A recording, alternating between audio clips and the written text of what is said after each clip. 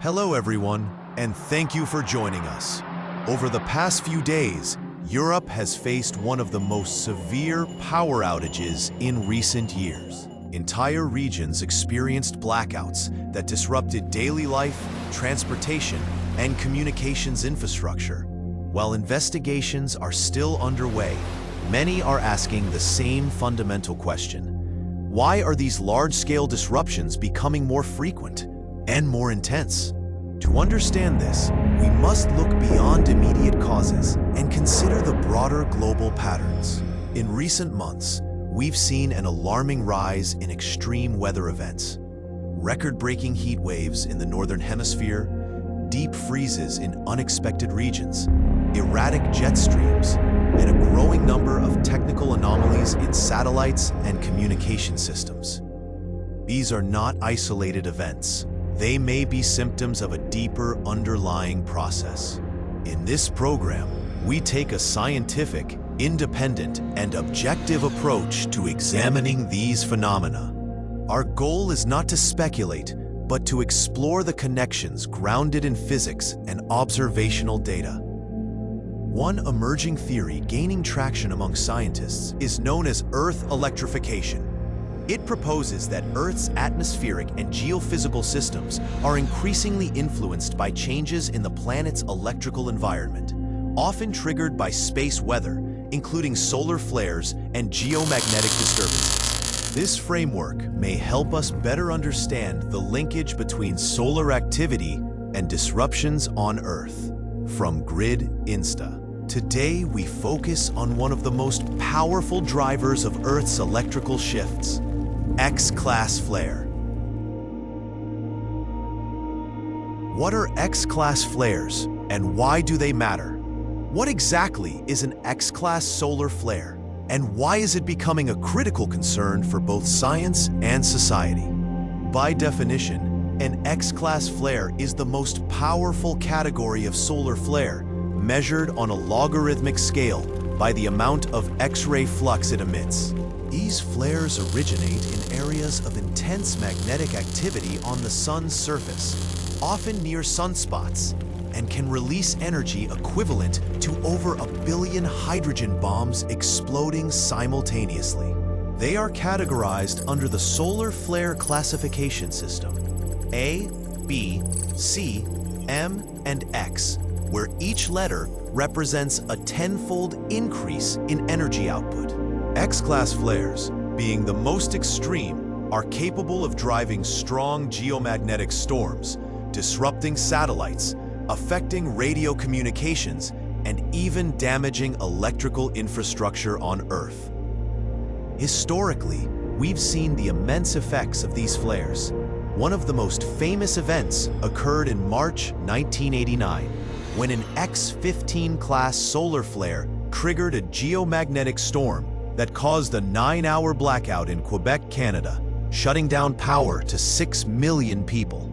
Another major flare in October 2003, classified as X-17.2, led to satellite malfunctions and forced airlines to reroute polar flights. These events are not hypothetical. They are documented consequences of solar activity impacting Earth directly. So, how do they work? The process begins with the sun's magnetic field becoming twisted and stressed due to the differential rotation of solar plasma. These magnetic lines can suddenly reconnect, a process called magnetic reconnection, which violently releases stored energy in the form of electromagnetic radiation, high-energy particles, and solar plasma. The resulting flare often coincides with coronal mass ejections, CMEs, large expulsions of plasma and magnetic field from the sun's corona that, when directed at Earth, can cause geomagnetic storms in our planet's magnetosphere. These geomagnetic disturbances interact with Earth's ionosphere and magnetosphere, disrupting satellite operations, GPS signals, aviation routes, and even power grids. On a more subtle level, recent studies are exploring potential links between increased solar activity and biological effects in humans, especially in older adults, sensitive to changes in electromagnetic environments. Symptoms may include sleep disturbances, headaches, or even heart rhythm irregularities. Though research in this area is ongoing, it adds another layer of relevance to the discussion. We can also draw attention to unusual weather patterns witnessed over the past 2 years. Dramatic shifts in jet streams, intensified heat domes, and sudden cold snaps in mid-latitude regions. While complex systems govern Earth's climate, space weather is increasingly seen as a contributing factor to atmospheric instability, especially when geomagnetic activity disrupts the balance of global electric circuits in the upper atmosphere.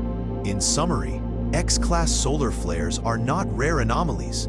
They are part of the sun's natural cycle, but their increasing frequency and strength during this current solar maximum phase is raising concern. These flares possess the scientific capacity to influence not only Earth's electromagnetic systems, but potentially our weather, technology, and biological equilibrium. Understanding them is no longer just an academic exercise. It is a matter of practical awareness and preparedness. In the next segment, we'll look at the latest developments. Recent solar observations confirm that X-class flares are back, and possibly stronger than before. What does this mean for the months ahead? Let's find out.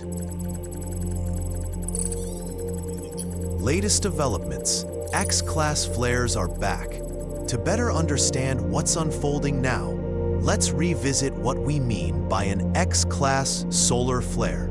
In practical terms, an X-class flare is a sudden release of high-energy radiation from the sun's surface, observable in the X-ray spectrum. These events are monitored in near real time by satellites such as NOAA's GOES, Geostationary Operational Environmental Satellites, which publish daily flare classifications and flux measurements.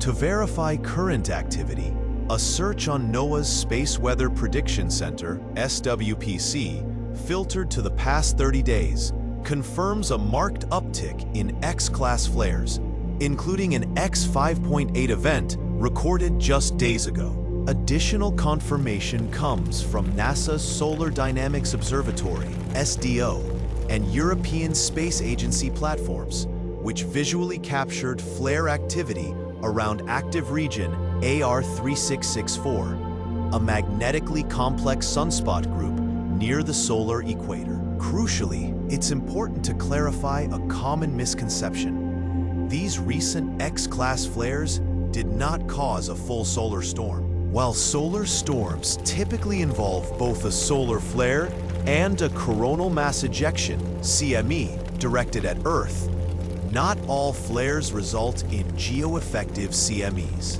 In this case, some CMEs were observed, but their trajectories were largely non-Earth directed, reducing the risk of a severe geomagnetic storm. That said, CMEs remain highly relevant. When Earth-directed, they interact with our planet's magnetic field and upper atmosphere, potentially causing geomagnetically induced currents, GICs. These GICs can infiltrate power lines, pipelines, and even undersea cables, posing risks to infrastructure stability. The process starts with CME plasma, compressing the magnetosphere, altering the geomagnetic field, and inducing electric currents at ground level, especially in high-latitude regions with conductive geology. What makes the current solar behavior atypical is not just the number of X-class flares, but their frequency and clustering. Over a span of just 2 weeks, multiple high-energy events emerged from the same active region, including back-to-back X1.3, X2.2, and X5.8 flares.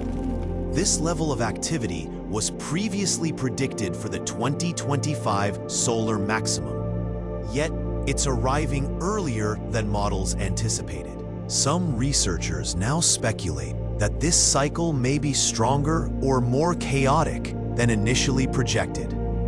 From a physics standpoint, Such clustering of X-class flares is often linked to complex, unstable magnetic field configurations within sunspot regions. These configurations undergo rapid reorganization, often in response to subsurface dynamics that remain only partially understood. While magnetic reconnection is the agreed-upon mechanism behind flare eruptions, the drivers of flare frequency and flare CME coupling efficiency are active areas of research. The broader implication is that space weather events like these may correlate with atmospheric instability on Earth, particularly when high-frequency flares coincide with weakened magnetospheric shielding. While not deterministic, this correlation is being explored as a factor in short-term climate anomalies, increased auroral activity, and sporadic disruption of ionospheric systems. In conclusion, the resurgence of X-class solar flares, though atypical in timing and intensity, still fits within the larger framework of the solar cycle 25. What's notable is how these events are manifesting earlier, more frequently, and with more complex signatures than originally expected, urging both the scientific community and the public to stay informed and prepared. Up next, what actually happens when these flares and CMEs strike Earth's environment? Let's examine their real-world effects. What happens when they hit Earth? One of the most immediate and disruptive consequences when an X-class solar flare interacts with Earth is large-scale electrical failure, commonly experienced as widespread power outages. This is not merely a result of surface-level energy bursts, but part of a deeper phenomenon that scientists are now referring to as induced atmospheric vibration. This term describes how geomagnetic disturbances trigger resonant oscillations throughout Earth's upper atmosphere, which in turn affect ground-level infrastructure. In previous segments, we explored how X-class flares can unleash extreme levels of electromagnetic energy. But when combined with Earth-directed CMEs, these events go a step further. According to a 2022 white paper by the European Space Agency, supported by data from NOAA and NASA, these disturbances generate complex geomagnetic currents that can interfere with electrical systems on a continental scale. Let's break down the physics behind this. When a CME reaches Earth's magnetosphere, it compresses the magnetic field and induces electric currents across the ionosphere and the surface.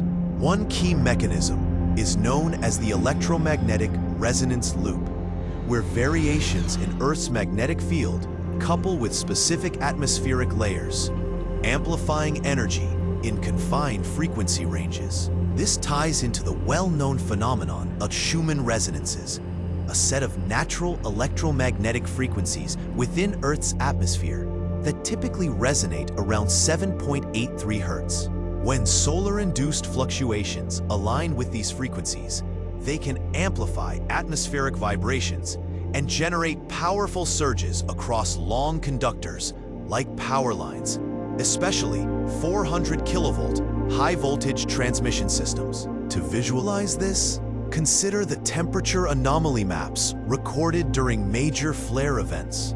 These maps often show bands of elevated ionospheric activity aligning with geomagnetic latitudes where induced currents are strongest. Meanwhile, satellite measurements of electromagnetic wave behavior have recorded spikes in ultra-low frequency (ULF) bands following strong X-class flares, consistent with resonance-based amplification models. In practical terms, this means substations and transformers, particularly in regions with high soil conductivity, can experience sudden voltage spikes, overheating, and in some cases, permanent damage. Utilities in Canada and Northern Europe have long studied these effects, leading to the integration of ground current monitors and upgraded neutral grounding strategies. But it doesn't end at the grid.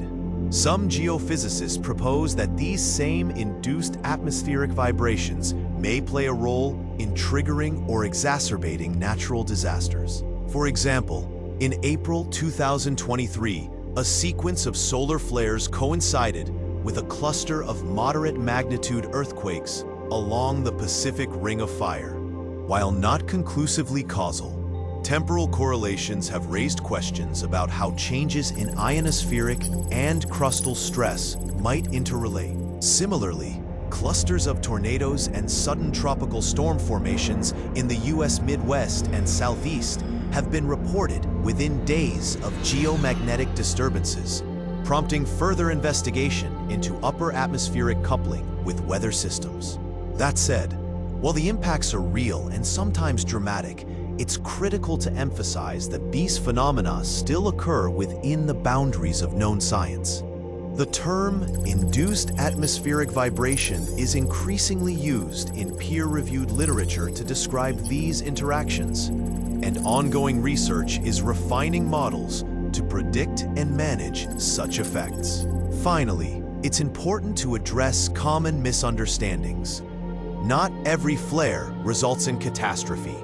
The majority of solar activity is absorbed, deflected, or diffused by Earth's magnetosphere and atmosphere.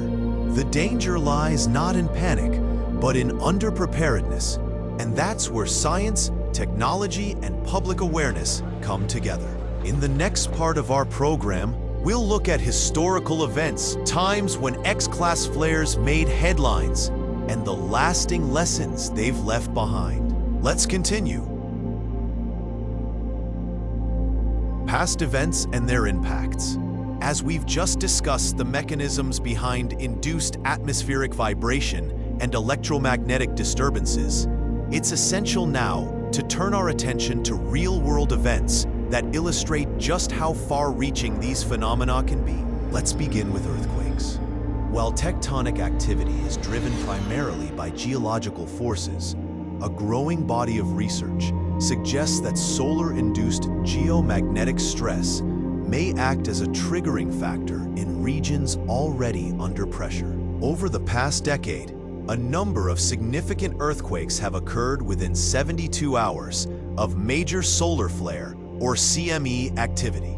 According to data from the USGS, there were more than 16 earthquakes of magnitude 6.0 or higher globally in the first quarter of this year alone.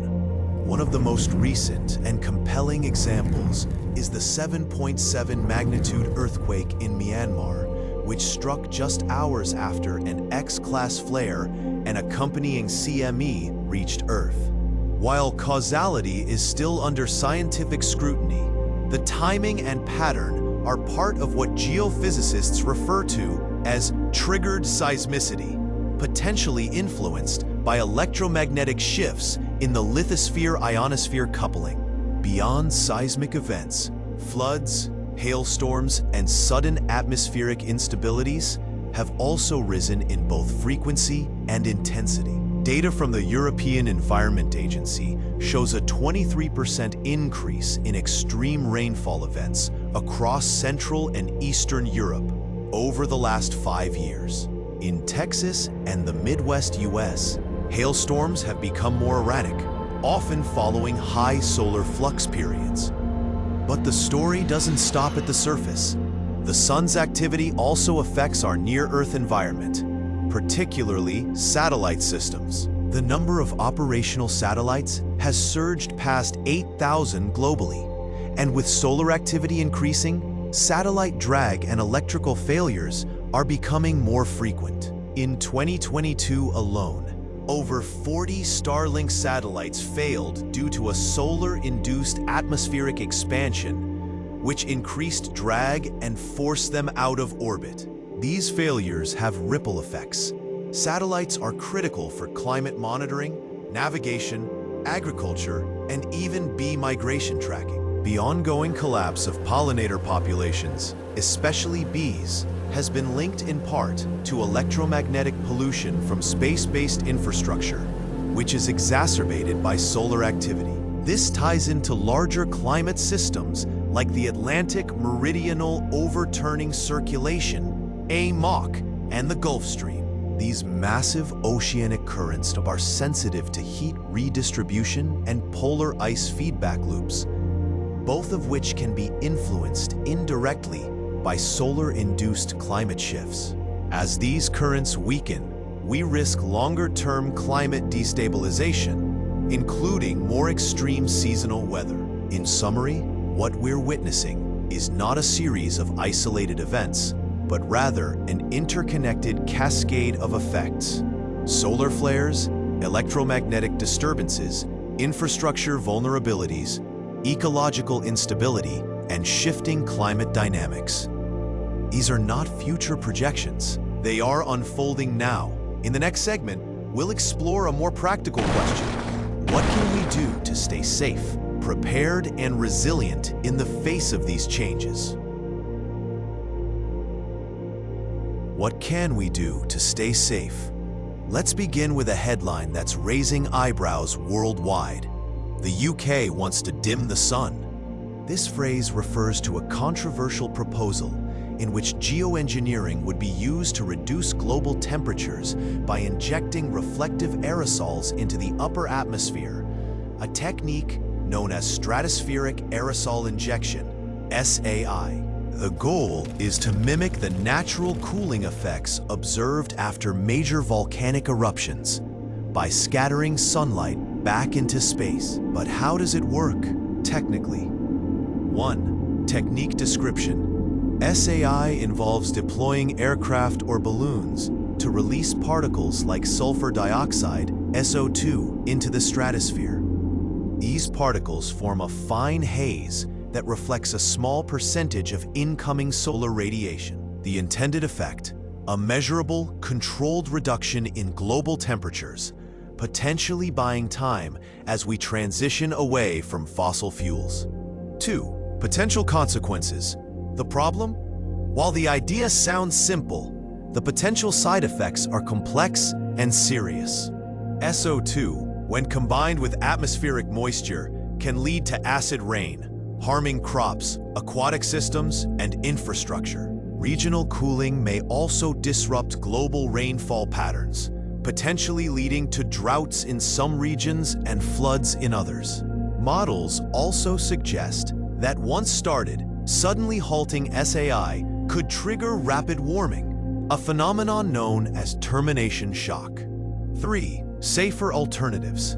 Fortunately, there are viable, lower-risk alternatives. Large-scale reforestation not only sequesters carbon, but also improves biodiversity and water cycles. Developing next-generation nuclear technologies such as thorium-based or molten salt reactors offers reliable, carbon-free energy with enhanced safety features. Scaling solar and wind alongside smart grids can also significantly reduce our atmospheric footprint without interfering with natural systems. Now let's turn to some of the most common questions we receive, like, are chemtrails real? The short answer, from a scientific and aviation standpoint, is no. Commercial aircraft do emit contrails, condensation trails of water vapor. But large-scale weather manipulation using persistent chemical trails is not supported by any verifiable aerospace data. The logistics, scale, and fuel requirements would be enormous, and existing jet fuel delivery systems are not designed to deploy aerosols in the manner often speculated. However, concerns about transparency and unintended consequences in climate interventions are valid. That's why public engagement is crucial. Citizens, scientists, and policymakers must hold each other accountable, ensuring that emergency climate responses don't outpace public oversight or ethical evaluation. Without checks and dialogue, we risk repeating errors from past technological overreach. Most importantly, we must understand the scale of what's at stake.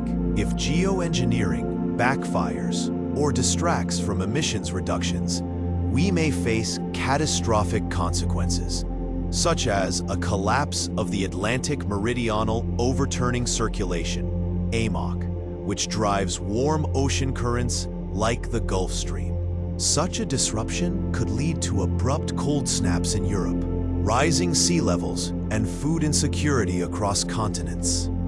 The message is clear. Real safety comes not from technological shortcuts, but from sustainable, scientifically sound action in energy, ecology, and public awareness. Up next, let's bring everything together in our final conclusion. So the fundamental question we must ask is this: are these solar, atmospheric, and climate-related events isolated? Or are they part of a deeper, interconnected shift in our planet's systems? The evidence points clearly to the latter. What we've uncovered in this program, from the surge of X-class solar flares to induced atmospheric vibrations, satellite disruptions, climate anomalies, and real-world disasters like earthquakes and blackouts, suggests that we are entering a new phase of planetary sensitivity. And we, as individuals and societies, are directly affected. We've explored the mechanisms behind solar flare impacts, the role of geomagnetic interference, the science of resonance and energy transfer, and the cascading effects from space weather to ecological and infrastructure systems. We examined geoengineering proposals, questioned their safety, and weighed sustainable alternatives rooted in science and responsibility. But science alone isn't enough.